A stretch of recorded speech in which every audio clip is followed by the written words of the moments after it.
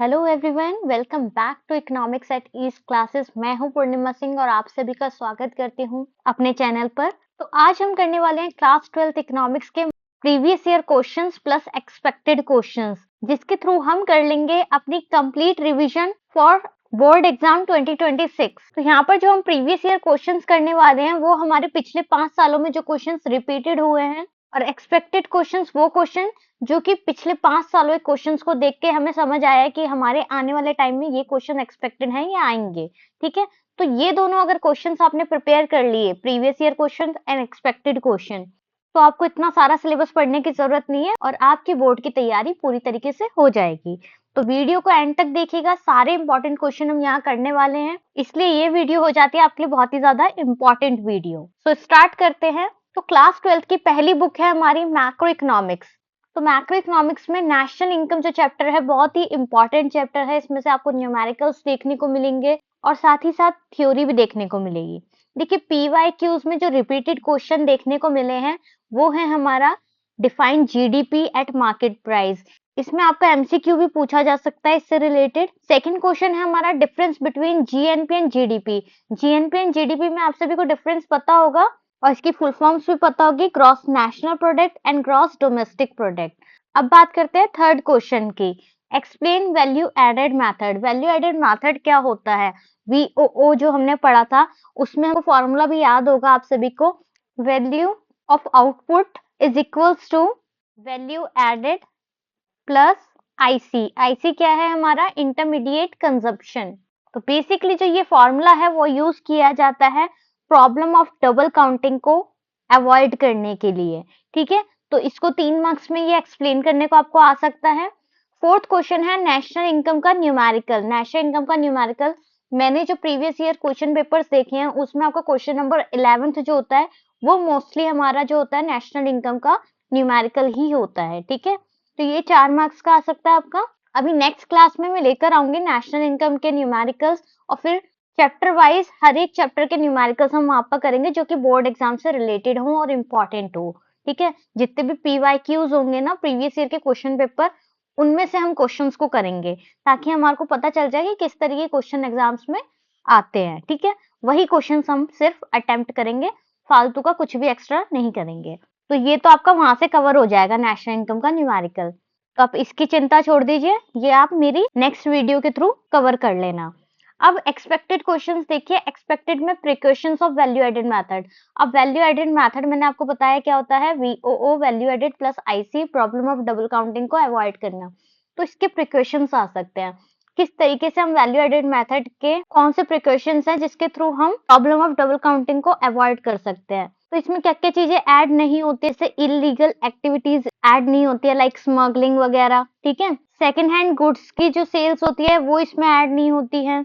Exclude intermediate goods जो होते हैं लाइक मिल्क से पनीर बन रहा है, दही बन रही है, तो वो इंटरमीडिएट जो गुड्स होते हैं उनको एक्सक्लूड कर दिया जाता है। गिफ्ट्स हैं, स्कॉलरशिप है, इन सबको भी हम लोग एक्सक्लूड करते हैं। तो ये सारे प्रिकॉशंस हम लेते हैं। ठीक है, तो ये क्वेश्चन आपको देखने को बिल्कुल मिल सकता है, पहले भी ऐसे क्वेश्चन पूछे गए हैं। ठीक है, नेक्स्ट है difference between factor income and transfer income. Factor income क्या होती है? जो प्रोडक्टिव होती है, और ट्रांसफर इनकम जैसे गिफ्ट्स वगैरह है, स्कॉलरशिप वगैरह, वो ट्रांसफर इनकम हुई। ठीक है, फैक्टर जो मेहनत करने के बाद, कुछ काम करने के बाद जो हम इनकम जनरेट करते हैं वो, और ट्रांसफर इनकम जो बिना कुछ काम करे विदाउट रेंडरिंग एनी एक्टिविटी हमारे को मिलता है, वो इनकम हमारी ट्रांसफर इनकम हुई। ठीक है, तो ये बात हुई हमारी नेशनल इनकम की। अब नेशनल इनकम के लिए एग्जाम का टिप आपके लिए खासकर ये है कि आपको सबके फॉर्मूले याद होने चाहिए। लाइक नेशनल इनकम में हमारे 3 मेथड्स हैं, इनकम मेथड, एक्सपेंडिचर मेथड और प्रोडक्ट मेथड। ठीक है, तो अगर आपको फॉर्मूला भी याद है तो फॉर्मूले के भी मार्क्स मिलते हैं। अगर बाय चांस आपका आंसर जो है वो सेम नहीं आ रहा है, आपको लग रहा है कि कुछ गड़बड़ है, तो आप फॉर्मूला तो एटलीस्ट लिख कर आइए, क्योंकि फॉर्मूले के भी मार्क्स होते हैं।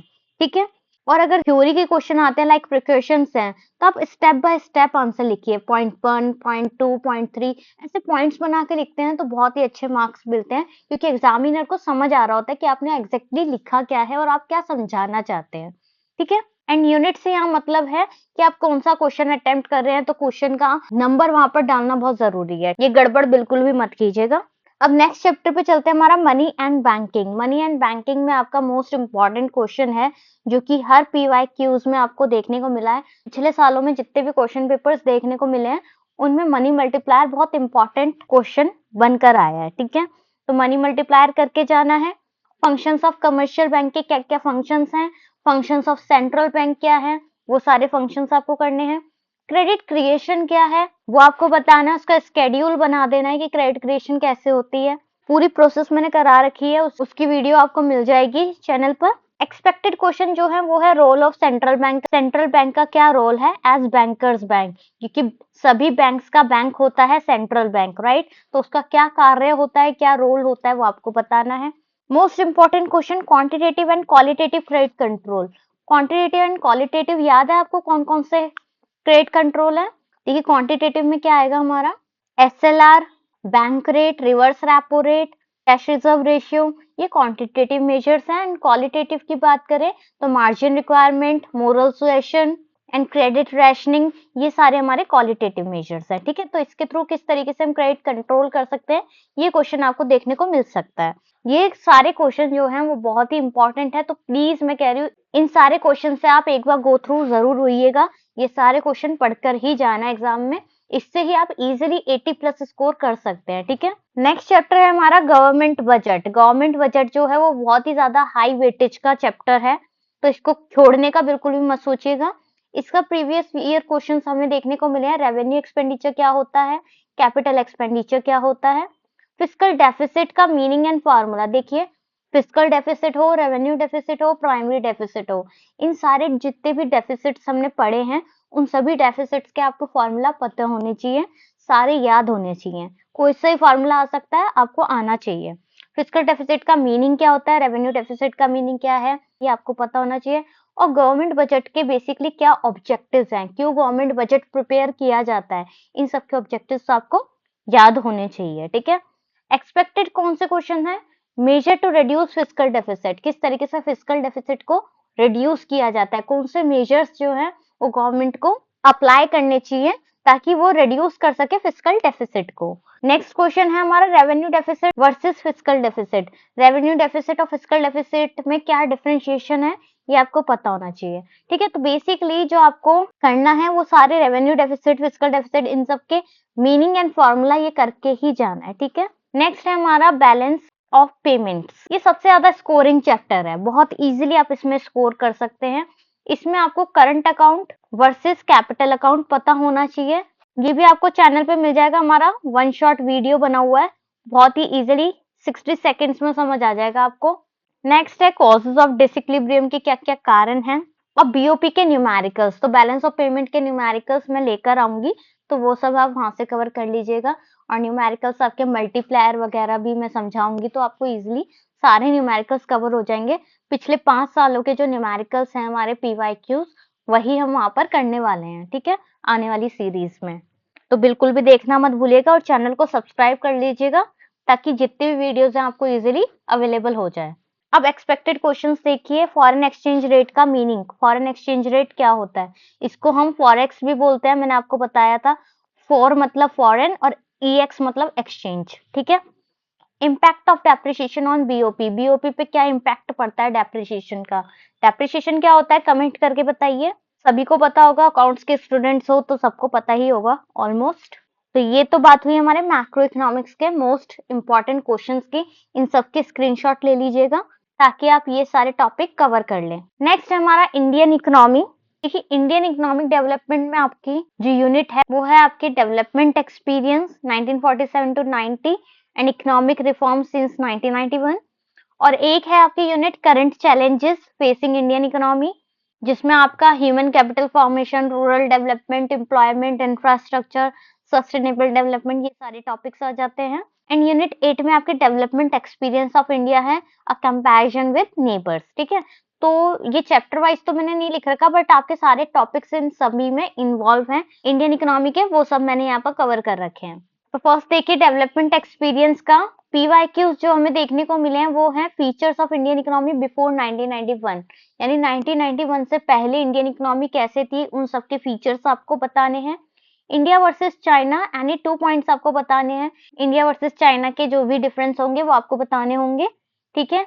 एक्सपेक्टेड जो है इस बार के लिए वो है role of agriculture in Indian economy. Indian economy में कैसा रोल है एग्रीकल्चर का, बहुत ही इंपॉर्टेंट क्वेश्चन है और हर किसी को पता होना चाहिए कि हमारी इंडियन इकोनॉमी का एग्रीकल्चर कैसा है, ठीक है, और उसका क्या रोल है हमारी कंट्री में, ये सब आपको पता होना चाहिए। तो एक बार पॉइंट्स में पढ़ लीजिएगा। इंडियन इकोनॉमी की खास बात यही है कि इसमें पॉइंट्स में आपको आंसर देना है, तो जब आप पॉइंट्स में आंसर देंगे तो आप इजिली मार्क्स स्कोर कर पाएंगे। अब नेक्स्ट है आपका एलपीजी रिफॉर्म्स। एलपीजी क्या है? Liberalisation, privatisation, globalisation reform. ये कब आया था? 1991 के थे, ठीक है। न्यू इकोनॉमिक पॉलिसी जब आई थी, और क्या क्या आया था इसमें? न्यू इकोनॉमिक पॉलिसी, ठीक है। और क्या आया था? एलपीजी। तो यहाँ से आपको गारंटीड 3 से 5 मार्क्स मिल जाएंगे। तो पीवाईक्यूज में हमारा मीनिंग आया है एलपीजी का, लिबरलाइजेशन, प्राइवेटाइजेशन और ग्लोबलाइजेशन इंडिविजुअली आपको बताना होगा, ठीक है। फिर इम्पैक्ट ऑफ एलपीजी रिफॉर्म्स, क्या क्या इम्पैक्ट पड़ा एलपीजी रिफॉर्म्स का। एक्सपेक्टेड जो क्वेश्चन है जो इस बार आपको देखने को मिल सकते हैं, डिसइन्वेस्टमेंट के मीनिंग एंड ऑब्जेक्टिव्स देखने को मिल सकते हैं, and merits and demerits of globalisation. देखिए जरूरी नहीं है ग्लोबलाइजेशन ही मिले, बट ये एक बर्निंग इशू है अभी ग्लोबलाइजेशन। ग्लोबली हम किस तरीके से एक्सपोर्ट और इम्पोर्ट कर रहे हैं और बिजनेस कर रहे हैं अदर कंट्रीज के साथ, तो इसलिए आपको इसके मेरिट्स एंड डीमेरिट्स आ सकते हैं, और ये आप खुद भी बना के लिख सकते हैं। अगर आप में अच्छा स्किल है तो आप इजिली इसके मेरिट्स और डीमेरिट्स बता सकते हैं। कोई भी बता सकता है इसके 2 फायदे 2 नुकसान, ठीक है ना।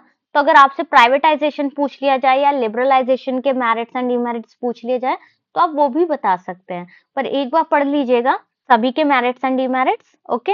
इनमें से एक आपको जरूर देखने को मिलेगा एग्जाम्स में। नेक्स्ट है हमारा पॉवर्टी एंड अनएम्प्लॉयमेंट। पॉवर्टी में आपके कॉजेज आ सकते हैं, क्या क्या कारण है गरीबी के और कितने टाइप के अनएम्प्लॉयमेंट होती है।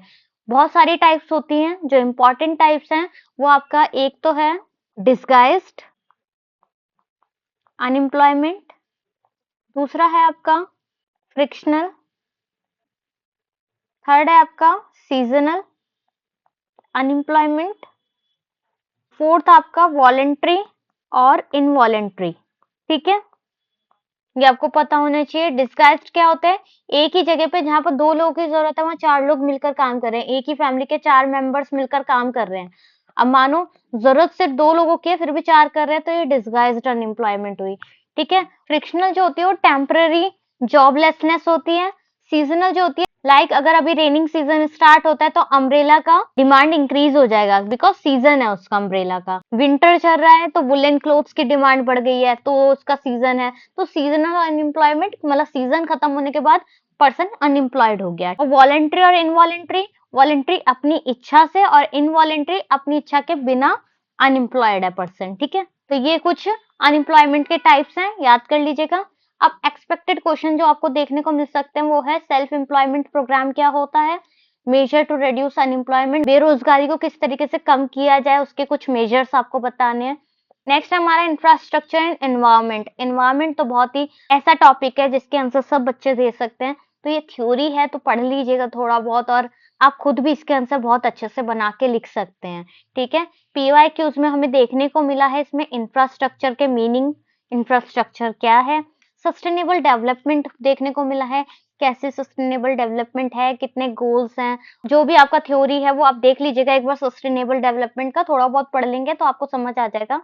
एक्सपेक्टेड में आपको देखने को मिलेगा renewable and non renewable resources का एग्जाम्पल के साथ आंसर दीजिएगा, आप इजिली उसको भी लिख पाएंगे, ठीक है। करके जाइएगा, छोड़ के कुछ भी मत जाइएगा इनमें से, जो भी पीवाईक्यूज और एक्सपेक्टेड में बता रही हूँ आपको। तो ये थे सारे हमारे इंपॉर्टेंट क्वेश्चन। अब सुपर इंपॉर्टेंट एक्सपेक्टेड क्वेश्चंस जो हैं वो सुन लीजिए एक बार। Explain any 3 functions of money. इतनी तैयारी आपकी हो चुकी है कि आप इजीली बता सकते हैं 3 फंक्शंस ऑफ मनी कौन से हैं हमारे। देखिए मैंने एक लाइन याद करवाई थी, आप भी उसे अच्छे से याद कर लीजिए। मनी हैज इट्स फंक्शन 4, ठीक है। 4 फंक्शंस होते हैं मनी के। First is medium, measure, standard, store. तो ये 4 मेजर्स हैं हमारे। Money has its function 4, medium, measure, standard, store, okay. Medium of exchange, measure of value, standard of deferred payment, deferred payment मतलब फ्यूचर की payment के लिए, and store of value, ठीक है। ये सारे हमारे 4 फंक्शंस हैं। अब क्वेश्चन है explain any 3 function of money, तो इनमें से कोई से भी 3 आप याद करके लिख सकते हैं, 3 फंक्शंस मनी के। इसको याद करने की एक ट्रिक है MMSS, ठीक है, MMSS medium measure, MMSS standard store. Okay, next question है हमारा what is fiscal deficit, explain its implication. Fiscal deficit की डेफिनेशन याद कर लीजिएगा, रेवेन्यू डेफिसिट की डेफिनेशन याद कर लीजिएगा और इनके फॉर्मूलाज याद कर लीजिएगा और इसकी इम्प्लीकेशंस क्या हैं वो एक बार देख लीजिएगा। Okay, distinguish between revenue deficit and fiscal deficit, difference आपको देखिए दोबारा पूछा जा रहा है, रेवेन्यू डेफिसिट और फिस्कल डेफिसिट में डिफरेंस, तो मोस्ट इंपॉर्टेंट क्वेश्चन है आपका ये, तो इस पे लिख लीजिए, वेरी वेरी इंपॉर्टेंट। ठीक है, वैसे तो सारे क्वेश्चन जो भी मैंने बताया वेरी वेरी वेरी इंपॉर्टेंट है, तो करके जाना है। नेक्स्ट क्वेश्चन है हमारा causes of poverty in India, क्या कारण है गरीबी के भारत में। Define globalisation with 1 advantage and 1 disadvantage, यानी एक मेरिट बतानी है, एक डीमेरिट बतानी है और आपको बताना है कि ग्लोबलाइजेशन क्या होता है। ठीक है, तो ये थे हमारे super most important expected question with previous year question. जितने भी पिछले सालों में प्रीवियस ईयर क्वेश्चन आपसे पूछे गए हैं वो सारे क्वेश्चन मैं आपके लिए यहाँ पर लेकर आई थी, जो कि इंपॉर्टेंट है, मोस्ट रिपीटेड क्वेश्चन है, तो इनको करना बिल्कुल भी मत भूलिएगा। और आने वाली क्लास में हम करने वाले हैं मोस्ट इंपॉर्टेंट न्यूमेरिकल्स, वो भी हम प्रीवियस ईयर क्वेश्चन पेपर के ही करेंगे। सारे पीवाईक्यूज मैं आपके लिए लेकर आऊंगी, 2025 का भी, 2024 का भी, 23 का भी, 2022 का भी, तो वो सारे क्वेश्चन हम वहां पर करेंगे। ठीक है, एक एक यूनिट वाइज करेंगे। न्यूमेरिकल सबसे पहले हम करेंगे नेशनल इनकम का। ठीक है, और ज्यादा से ज्यादा अपने फ्रेंड्स के साथ शेयर कीजिए और कमेंट करके बताइए आपको वीडियो कैसी लगी और किस टॉपिक पे अब आपको वीडियो चाहिए, उसके लिए भी आप कमेंट कर सकते हैं। तो गाइस इसी तरह हम लोग पढ़ेंगे और करेंगे अपने टारगेट को अचीव और इजीली स्कोर करेंगे 80 plus. Okay, so don't worry, तो पढ़ते रहिए और करते रहिए अपने बोर्ड की तैयारी। Bye bye, take care and all the very best for your exams.